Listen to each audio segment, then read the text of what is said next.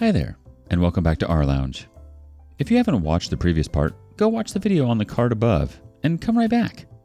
The saga continues today with a desperate plea for help from a junkie ex-nurse who can't be trusted. Update. Barbara turned herself in. Everything is almost right with the world. Almost. It's been a weird couple of days, Reddit fam. I'm still in shock about everything, but I'll articulate as best I can. I posted about Karen threatening me and her getting arrested. I updated you all about Dave's situation and how my former friend Barbara had become addicted to drugs because of Karen. She was fired from her job and they reported her to the police after I reported her to management. For anyone who is curious as to why, she was a nurse at a clinic. She has no business taking care of patients. It may be one excuse, but I'm embracing my petty side and I was tickled pink when I heard from her supervisor that she got fired. After the house went into foreclosure, she was forced to move out and began crashing on any couch she could. I'm not sure where Karen was staying in all of this, but I know she was buying drugs and supplying Barbara with them, so she had money to throw around. I assume she was staying in a hotel in a city somewhere. Once Karen was arrested, Barbara no longer had Karen around to supply her with drugs. Some friends who still talked to her told me every time Barbara found a place to stay, she just laid on the couch, refused to clean up after herself, and begged for money to get her next fix. One friend, Jeff, who is fairly well off and always had a soft spot for her, offered to pay for Barbara to go to rehab. She accepted, but when the day came, she flaked and left. But she did manage to steal a couple $1,000s in cash that he kept stashed away in his closet. He is hurt, but I am less than sympathetic. He knew Barbara stole from other friends to get drugs. Why did he think it would be different with him? Stupid. I could barely manage to scrape together a sorry to hear that and a there pat on his back. I digress. On to the story. On Sunday, my husband and I were watching the latest HOTD episode when we heard someone pounding at the door. I checked the Ring camera and saw it was Barbara. She was sobbing on the porch and I told my husband to just ignore it. The pounding continued. It was so distracting I was missing parts of the show. Annoying as hell. Reminder, we have a protective order against Barbara. She cannot come near us or our house. I'm getting pissed and Bill finally gets up and goes to the door. He yells through it for Barbara to leave. She starts wailing even louder, begging Bill to come outside. He does and tells her to go. I get up and walk outside as well. We remind her about the protective order and warn her that we will be calling the police if she doesn't leave. We were giving her a chance. Her wailing continues, begging us for money, for us to drop the charges against Karen, and for us to convince Dave to come back. When we said no to all of those things, she only cried more. I could see just how desperate she was. She tries to guilt us by saying we owed her for ruining her life, to which I asked, how? You had everything going for you. You had a great husband, a career, us, and a home. You had it all, and you threw it away because of your psycho mother. You only have yourself to blame. Something seemed to click. I don't know if it was what I said, or maybe Barbara experienced a moment of clarity, but she seemed to understand. She begged us to help her. She didn't want to do this or live like this anymore. She lost everything, and it was Karen's manipulation that caused it. We do understand. I may be done with her, but I do understand how it is to have a manipulative mother who tries to destroy your life. We told her to come back the next day while we talked things out. Bill and I talked for a while. We both agreed that Barbara wasn't going to get the help she needed on her own. I called her grandmother and talked to her.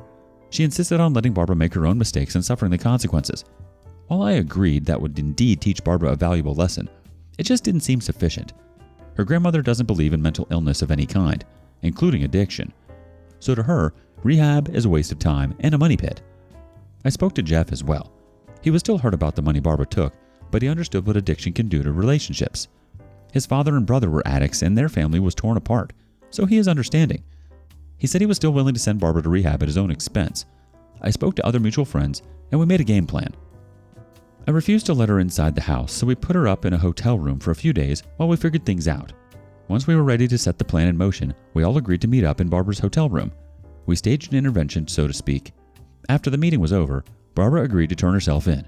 We spoke to the DA, and he agreed to charge her with a lesser crime, so she was court-ordered to undergo psychiatric treatment and rehabilitation. She is currently in rehab and going through treatment. You would think this is the end, but it isn't. A few days ago, Bill came to me and said he wanted to talk about us. He said he cared for me, but he was no longer interested in being married to me anymore. All of the stress was too much for him, and everything had overshadowed our kids, and it wasn't healthy or fair to them. He also says that because of everything, we barely have any time for each other. He is always working and I am looking after the kids. We're too tired for intimacy. After the initial sting, I understood. He is right. The stress with my family, Barbara and Karen, my family has been in the background getting the bare minimum of my focus and attention, and it just isn't fair to them. Before you jump on him and say he is in the wrong, he understands fully well that he has his own faults, but my life is a roller coaster, and it's a big ask to expect anyone to understand, accept it, let alone live it. I need to figure things out for myself and get myself on a path to finally letting go of the past because I need to accept it. I'm still not over it. Bill wants to move forward with a co-parental, friendly relationship that is agreeable to the both of us while not being together. He's already agreed to pay the bills on a new place to live for me and the kids until I can get back to work. He handed me the money we had collected over time that was supposed to be for our family vacation and told me it was mine to do with whatever I wanted. As much as this should hurt, I'm actually okay with it. I think this is exactly what I need to push me toward a better future. I have a job interview lined up at a club next week. I used to be a bartender waitress before my eldest son was born, and it was one of the best jobs I ever had, and I made pretty good money. I'm looking at apartments in the new town where Bill's house will be, so we can remain close by one another for our kids. One apartment looks promising. I have a walkthrough schedule for tomorrow. I'm going to be okay. My kids will be okay, and so will Bill. We're going to be speaking to a divorce attorney on Monday to get the process started. We sat down together and went over everything. We're already in agreement on how to split up the assets, so we both walk away happy. It'll be a challenge figuring out our schedules for the kids, but we'll manage. My eldest is understandably upset as he feels he is losing another dad, but we assured him that Bill isn't going anywhere and they can see each other as often as they want. Our youngest is too young to understand. As long as he has the precious boob and a clean diaper, he's a content baby. Thanks for sticking by me, Reddit fam.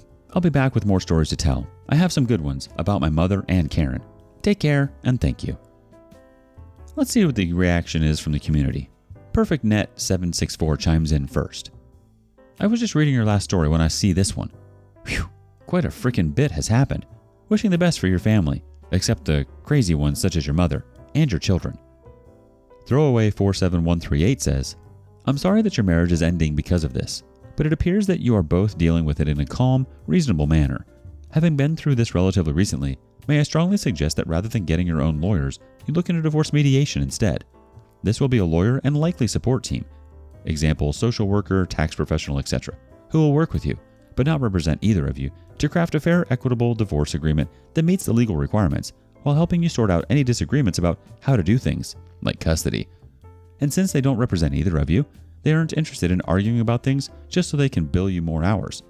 Divorce still sucks no matter how you handle it, but by not fighting over stuff that doesn't need to be, it can suck less.